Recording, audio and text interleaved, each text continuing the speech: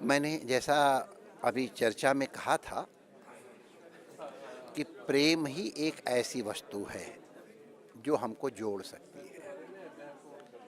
राजनीतिक दृष्टि से हम ऊपर ऊपर से जुड़ जाते हैं, अंदर से नहीं जुड़ पाते हैं। एक समय था जब ईरान और भारत राजनीतिक दृष्टि से जुड़े हुए थे। आज अलग अलग हैं, लेकिन वो परिस्थितियाँ, लेकिन प्रेम की दृष्टि से आज भी हम जब वहाँ के मौलानाओं से चर्चा कर रहे थे तो हमारा प्रेम कोई भाषा न जानते हुए एक दूसरे की ओर था, क्योंकि आध्यात्मिक दृष्टि से हम एक हैं।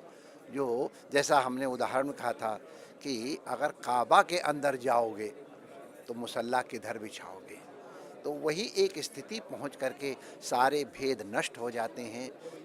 मुसलमान जब वहाँ पहुँचता है या हिंदू जब वहाँ पहुँचता है तो दोनों एक हो जाते हैं। और तब कोई वहाँ कहता है कि सोहस्मि या अहम ब्रह्मास्मि, और कोई अनल हक कहने लगता है। सामान्य लोग जिसको नहीं समझते हैं वो उनके लिए कुछ दंड भरे, लेकिन भारत की ये महिमा है कि यहाँ उन सबको स्वीकार किया गया। और जैसा कि आप यहाँ के कल्चर से देख रहे हैं, अहम ब्रह्मास्मि कहने वाले को भी स्वीकार किया गया। और अभी बहुत अच्छी बात हमारे उन्होंने कही कि अल्लाह को पराया करके कहा जाता है कि इस्लाम में जो अल्लाह को नहीं मानता है उसको स्वीकार नहीं किया जाता है, उसको काफिर कहते हैं। लेकिन अभी एक एनेक्डोट हमने हज़रत इब्राहिम साहब की सुनी, जिसमें कि इब्राहिम साहब ने एक जो अल्लाह को मानने वाला नहीं था उसको भोजन नहीं पधराया। उन्होंने कहा स्वीकार मैं भोजन करूंगा, तो तुम रिलीजन को मानते हो कि नहीं मानते हो? उन्होंने कहा नहीं मानते हैं, तो हम तुम भोजन नहीं कर सकते। वो चला गया।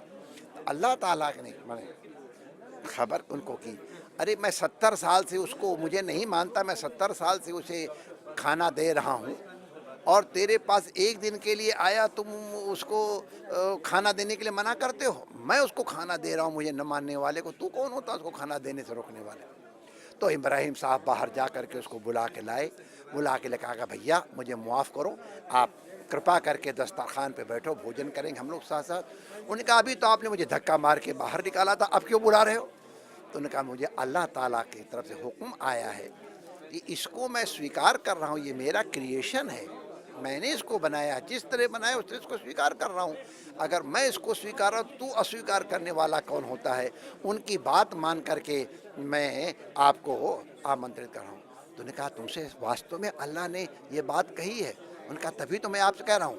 तो लो आज से मैं भी अल्लाह को मानने वाला हो गया और धार्मिक हो गया, भगवत शरणागति हो गई। तो ये तात्पर्य कहने का, ये प्रेम ने बहुत बड़े स्कॉलर्स ने मिल करके उसको धार्मिक नहीं बना पाए, लेकिन एक प्रेमी ने या अल्लाह की कृपा से एक प्रेमी ने उसे तुरंत धर्म प्रेमी बना दिया। तो प्रेम ही एक ऐसा संबंध है जो हमको जोड़ सकता है और हमारे बाह्य आचार इत्यादि में जो भेद हैं उनसे ऊपर उठ करके, और ये प्रेम का पैगाम है। यहाँ तक।